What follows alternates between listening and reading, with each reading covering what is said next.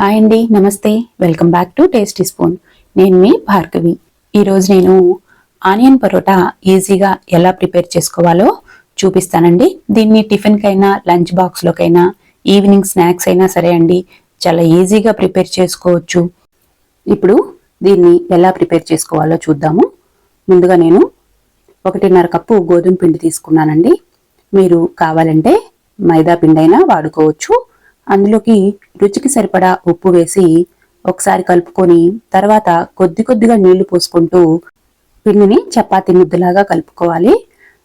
ఇందులోకి ఒకేసారి నీళ్లు పోయొద్దండి, కొద్ది కొద్దిగా పోసుకుంటూ కలుపుకోండి. పిండి కలుపుకున్న తర్వాత ఇందులోకి 1 స్పూను నూనె వేసుకొని పిండిని ఒక 5 నిమిషాల పాటు మర్దనా చేసుకొని మూత పెట్టి ఒక 15 నిమిషాల పాటు పక్కన పెట్టుకోవాలి. తర్వాత ఒక బౌల్లోకి సన్నగా కట్ చేసిన ఆనియన్స్ తీసుకొని తర్వాత పచ్చిమిర్చి, కొత్తిమీరను కూడా సన్నగా కట్ చేసుకోవాలి. అందులోకి 1/2 స్పూను వాము, 1/2 స్పూను జీలకర్ర పొడి, 1/2 స్పూన్ ధనియాల పొడి, అలాగే 1/2 స్పూను చాట్ మసాలా, కొద్దిగా ఉప్పు, తర్వాత 2 స్పూన్లు శనగపిండి వేసుకోవాలి. ఇందులోకి 1/2 స్పూను అల్లం వెల్లుల్లి పేస్టు, 1/2 స్పూను కారం వేసుకోవాలండి. పచ్చిమిర్చి వేసాం కాబట్టి కారం చూసి వేసుకోండి మీకు తగినట్లుగా. దీన్ని అంతటిని ఒకసారి బాగా కలుపుకోండి, మరి గట్టిగా ప్రెస్ చేయొద్దు. మనం శనగపిండి వేసాం కాబట్టి ఉల్లిపాయలో ఉండే నీరంతా శనగపిండి అబ్జర్వ్ చేసుకుంటుంది. ఇప్పుడు దీన్ని పక్కన పెట్టుకొని చపాతీ ముద్దని మరొక 4 నిమిషాల పాటు బాగా ప్రెస్ చేస్తూ మరొకసారి కలుపుకోవాలి. తర్వాత ఈ పిండి ముద్దని చిన్న చిన్న ఉండలుగా చేసుకోవాలండి. మరి చిన్న ఉండలు కాకుండా మీడియం సైజు ఉండలు చేసుకోవాలి. ఒక్కొక్కటిగా తీసి పిండి చల్లుకుంటూ చిన్న సైజు పూరీలాగా ఒత్తుకోండి. కొంచెం తిక్కుగానే ఒత్తుకోవాలి. వీడియోలో చూపిస్తున్న విధంగా పిండిని వేసుకొని ఈ విధంగా చపాతీని రోల్ చేసుకోండి. తర్వాత దీన్ని అరచేతిలోకి తీసుకొని మనం స్టఫింగ్ కోసం ప్రిపేర్ చేసుకున్న ఆనియన్స్ని ఈ చపాతీలోకి పెట్టి వీడియోలో చూపిస్తున్న విధంగా ఫోల్డ్ చేసుకొని చివరిన రౌండ్గా చుట్టుకొని ప్రెస్ చేసుకోవాలండి. పైన కొంచెం పొడి పిండిని చల్లుకొని నువ్వులు వేసుకోవాలి. నేను తెల్ల నువ్వులు వేసాను, మీరు కావాలంటే ఆనియన్ సీడ్స్ అయినా వేసుకోవచ్చు. దీనిపైన కొద్ది కొద్దిగా పిండిని చల్లుకుంటూ మరీ గట్టిగా ప్రెస్ చేయకుండా స్మూత్గా రౌండ్గా తిప్పుకుంటూ దీన్ని పరోటాలాగా ఒత్తుకోవాలి. ఈ చపాతీని మరీ పల్చగా అలానే మందంగా కాకుండా కొంచెం ఈ విధంగా వీడియోలో చూపిస్తున్న విధంగా ఈ విధంగా కొంచెం తిక్కుగా ఉండేలాగా ప్రెస్ చేసుకొని పక్కన పెట్టుకోండి. అలాగే మిగిలిన వాటిని కూడా అదే విధంగా ఈ విధంగా పిండి వేసుకొని మధ్యలో ఆనియన్ స్టఫింగ్ పెట్టుకొని లోపలికి అనుకుంటూ చపాతీ పిండిని రౌండ్గా చేసుకొని పిండి చల్లుకుంటూ ఒత్తుకోవాలండి.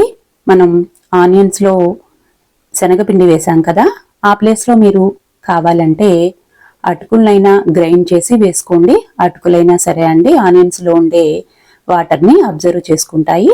మీకు రౌండ్గా చేయడం కష్టం అనిపిస్తే ఒక పిండి ముద్దను తీసుకొని చపాతీలాగా పల్చగా ఒత్తుకొని ఆనియన్స్ని ఈ విధంగా మొత్తం చపాతీ అంతా స్ప్రెడ్ చేసుకొని ఈ విధంగా ఫోల్డ్ చేసుకోండి. ఫోల్డ్ చేసుకున్నప్పుడు లైట్గా ఎడ్జెస్ని ఏల్తోటి ప్రెస్ చేసుకోవాలి.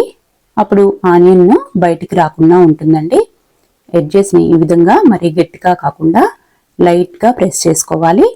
దీనిపైన కొద్దిగా నువ్వులు వేసుకొని పొడిపిండి చల్లుకొని మనం సేమ్ ఇందాక ఎలా అయితే చపాతీ చేసుకున్నామో అదే విధంగా దీన్ని కూడా ఒత్తుకోవాలండి. ఇది రౌండ్గా రాదు, కొంచెం ట్రయాంగిల్ షేప్లో వస్తుంది.